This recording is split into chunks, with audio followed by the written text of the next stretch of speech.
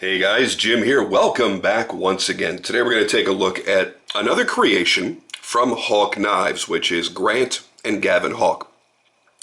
This little bad boy right here is called the MUDD, and if you've been following Hawk Knives for any length of time, you realize that this is not a new model. As a matter of fact, their original variations go back as far as about 10 years ago. And I had actually encountered the custom variation of this about 2-3 years ago. What we're looking at here is their mid-tech or production version that's being made for them by Millet Knives, and you might recognize the name Millet from the Koenig knives such as the Impervious and some other cool projects that they have done. They're a really great manufacturer when you're looking to mass produce any sort of knives and you want a high degree of fit and finish, high degree of quality, then Millet Knives is a really great option for you to look into.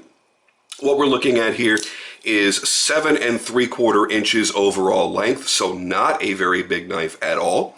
The blade is a 3 1/4 inch CTS XHP steel blade. Good size, still on the small side, so it's a very EDC friendly knife. You've got a clip point style blade that is hollow ground, and the overall weight is just a tick over 5 ounces because the entire frame is done in titanium with the carbon fiber overlays. So you've got a lightweight, somewhat small knife that has a nice degree of thickness to it, and it's really a great knife to get a grip on. It's a good solid working knife. Now, most Hawk knives really are made to be very intricate in either the way they operate or in the beauty in which they're designed. And they really are generally very pretty and technical knives. The MUDD is not a pretty knife. I'll be the first one to say it. It's kind of ugly, but it's ugly in a really great way. Think of it this way. Think of it like cars.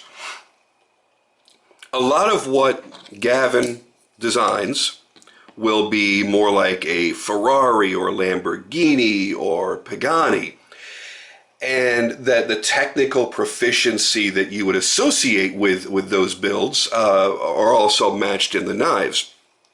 They look great, they're really awesome, they have usually unique opening and closing mechanisms or locks or something really cool going on. And then you've got this, and this looks more like an American pickup truck, a Ford, a Chevy, a Dodge. And that's for very good reason. It's brutish and tough looking because it is made to be a tough knife. This might be one of the best work knives that you'll ever get your hands on. Now, you may not pick the color scheme that I did. I went with that Stormtrooper theme where it's all white with the black. They do regular titanium, they do blue anodizing, bronze anodizing, stuff like that that looks a little bit more traditional. I just have an affinity for the Star Wars Stormtrooper kind of look, as many of you know. Here's my Koenig Arius, and then my Microtech LUDT, my Microtech Ultratech. I even have the Microtech pen. Oh yeah, the siphon too. So I kind of like that black and white Stormtrooper theme. The first one I had a chance to play with was actually in the blue anodized version, and some of you guys might have seen pictures of that on my Instagram. And this, is a model that goes back a long time. The original version of this knife goes back about 10 years, and there have been custom versions, production versions. Again, this is a production version made by Millet. You can buy the production versions for a lot more money. If you buy this, you're getting into, again, that CTS XHP, the titanium, carbon fiber. This particular version has Cerakote instead of anodizing. You're picking it up for $450. You can buy these either from Blade HQ or directly from Hawk Knives.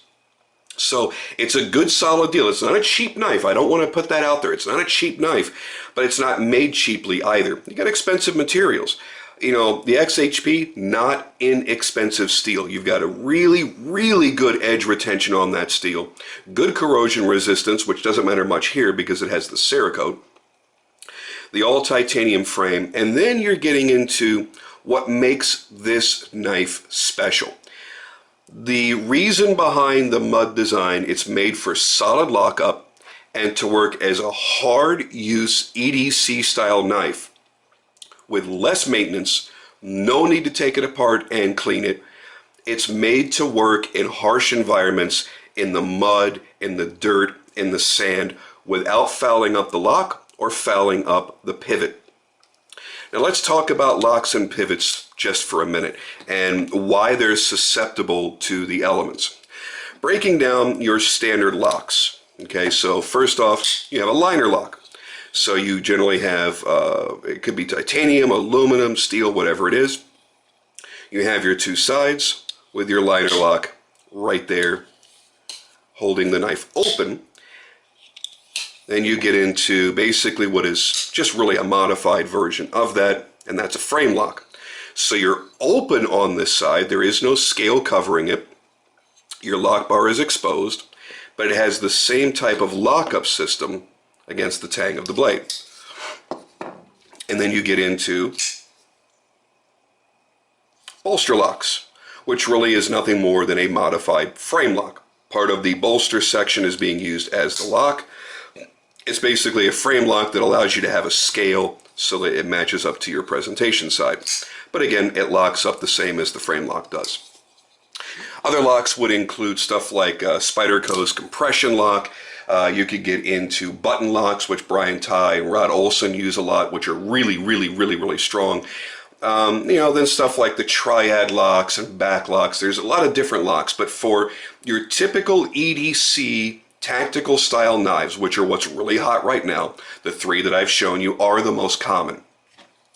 Well, Grant really isn't, and Gavin really isn't happy with the status quo. They always want to do something a little bit special, a little bit different, not to make things more complex, but to give you more viable options for your EDC rotation.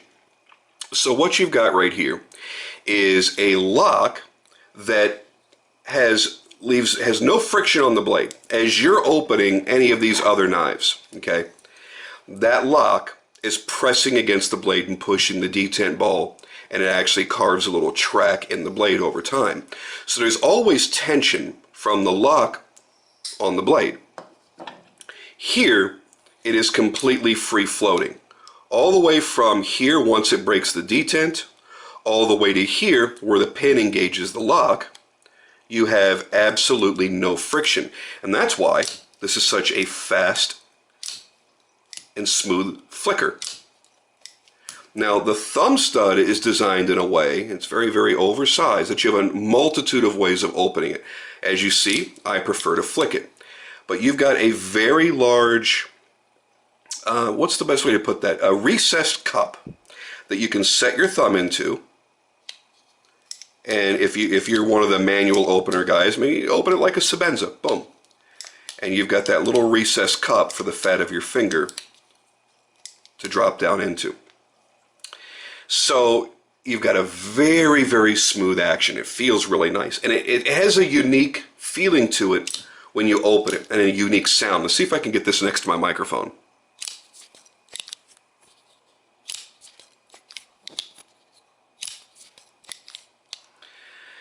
You're actually hearing it breaking past the detent, and you're hearing the pin for the lock engaging and disengaging. It's kind of a neat thing. It really doesn't feel or sound like anything else that I've ever owned. So when you want to unlock it, all you're going to do is pull back on the lock. Now the Hawk lock has been on several models. It's a very simple system. This completely engages the blade where it does not allow that blade to move. This is about as sturdy as a fixed blade that any folding knife could ever be. I mean, you're not going to really do anything to break that lock. Once that's engaged, it doesn't move. Simply pull back on it, and it lets the blade free.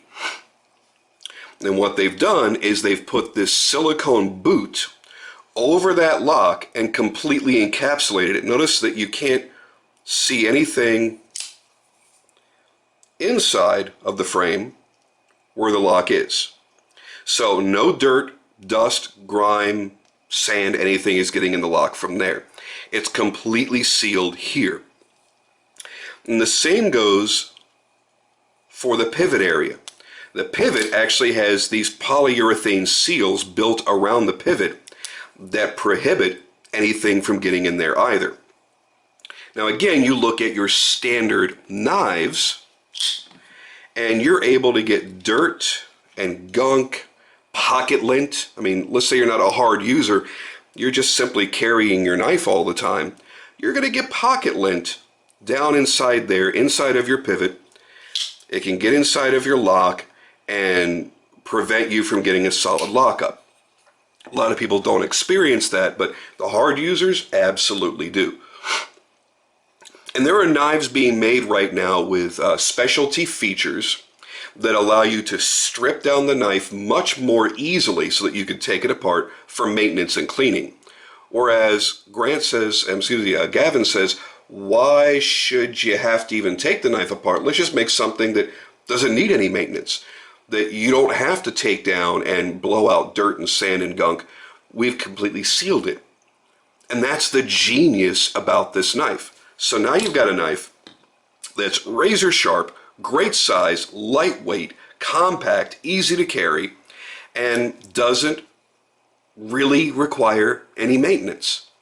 It's pretty damn awesome. I love the feeling of that. Woo! You might be wondering, at least some people probably have been, about the MUDD logo that's sitting right here on the blade. I talked to Gavin yesterday on the phone for, gosh, probably a good half hour, just kind of discussing various things about the knife. And he says, do you know where the idea for the logo came from? I'm like, I really have no idea. I just thought you were just being creative. It's like, well, yeah, I was being creative, but that replicates the look of taking a stick and drawing the word MUDD in sand or mud.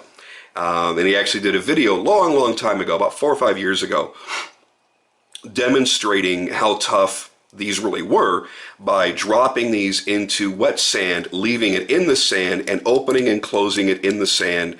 And then he kind of just took a stick and wrote the word MUDD in the sand, and that's kind of how that stuck. It's kind of a neat little side story if you care about that. Another interesting thing is the clip. Their pocket clip, called the grip clip, is actually quite remarkable. You've got a tremendous amount of tension here. So it's really strong, but a lot of times when we get a clip that has really strong retention, it's a bitch and a half to get it into or out of the pocket. So what they've done here is they've given you really strong retention and the ability to very simply slide it in, and if you need to, pull it out by simply squeezing it like an old clothespin. Showing my age there a little bit, aren't I? I don't think they make clothespins anymore. I guess people still dry their laundry on lines, don't they? Somewhere in the nation or in the world? I don't know. I can't think of the last time I saw somebody hanging laundry out to dry, now that I think of it. I don't know, maybe. But that's basically the thought process behind that. You've got 2 openings here so that you can tie off a lanyard if you want to, and you can tie it off all the way across or just tie it off of one side. Carbon fiber overlays are really nicely done. It's a really nice accent to the overall design. You can reverse the clip if you're a lefty, and you can carry your knife like that. I'm not a fan of that because I'm not a lefty. I'm a lefty as far as I write, because I get shit all the time. People go, oh, why do you wear your watch on your right wrist? Because all your knives are right-handed, so you're not a lefty. No, I'm a lefty when it comes to writing and wiping. No, I'm just kidding. So I'm a lefty for that, but I do everything else with my right hand. I shoot with my right hand. All my knives are carried for right-hand carry. So I don't like to see reversible pocket clips because I don't like it taking away from the look of my knife. But on the MUDD, it really doesn't matter. It doesn't really take away from the look of it at all. But if you're a lefty, you can very simply switch your clip right over there to the other side. You only have 2 points of contact for the whole knife. You've got your massive, completely sealed pivot, and then you have 1 single standoff back there. So when the knife is open, it is a clean pass-through design all the way around. Overall, I like the balance of the knife. I like the feel of the knife. I've carried this now a few times, and I've really enjoyed the shit out of it. And I'm not afraid to use it, and that's a really great thing. Sometimes when we spend a lot of money on our knives, we kind of worry, well, how tough is it really? It's obviously it's made to be a knife. It's made to cut. But it's a pocket folding knife, and one that was, using expensive or exotic materials. I don't know if it's really made to withstand really hacking and chopping and batoning and all this other shit that some people want to do with a folder. Listen, if you're out batoning and cutting up wood and shit, use a fixed blade. That's what they're made for. But in the situations where a fixed blade is not available to you, you'd really like to be able to rely on that folder that's in your pocket. This is as close to a fixed blade as you're going to get as far as its strength. You don't have to worry about shit getting into the pivot or into the action of the lock. So it's about as impervious as you could probably get. So maybe that outdoorsy type of person might really find a great use for this knife. I have found that it's very, very easy to carry. It's a great size. I typically don't go this small. My smallest knives that I enjoy carrying are 3.5 inch blade. I have a couple in 3.25 inch blades like this, and I just generally don't carry them that much. They tend to feel a little bit dainty to me. This is anything but dainty. Look at how thick that is. Just for comparison, there it is next to a full-size Turpin Strife. Yeah, I mean, that's pretty much the exact same thickness.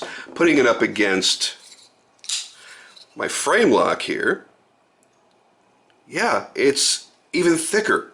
So you do have a very substantial knife, even though it's only a 3.25 inch blade. And for a lot of you, that's going to be the big plus. For a lot of you, you want that smaller blade, and you've been having a hard time finding a utilitarian knife in a smaller blade because they're not tough enough. They don't stand up to the abuse. Well, that's exactly what the MUDD was made for.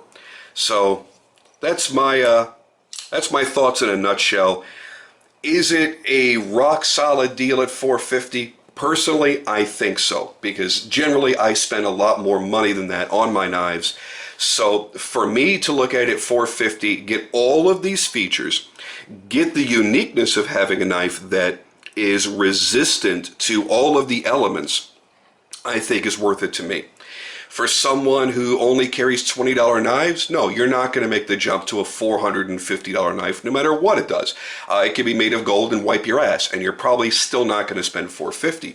That's fine. I'm not telling you that you should. Don't adjust your lifestyle based on my videos.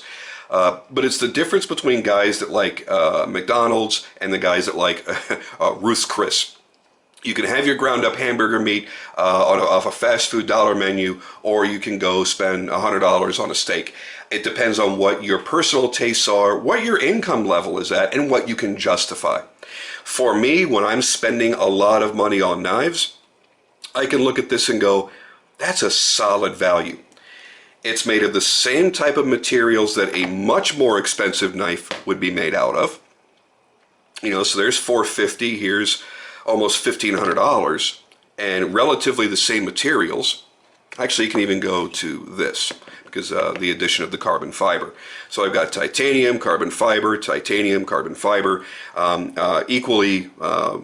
high quality steels. But this is a knife that I can take out into the elements.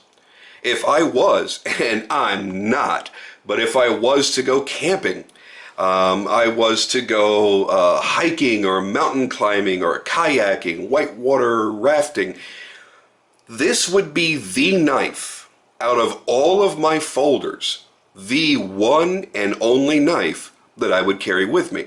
Why? Because I'm not going to risk destroying my knife by using it in those elements. And sometimes you just need a pure performer in your collection. No matter how suburban you might be, no matter how few things you will ever experience in the outdoor world, at some point, you'd like to have at least one knife in your collection that if that need were to arise, you've got the perfect tool for the job. And for me, that's the MUDD. So there you have it, guys. Them's my thoughts. I will catch you on the next video.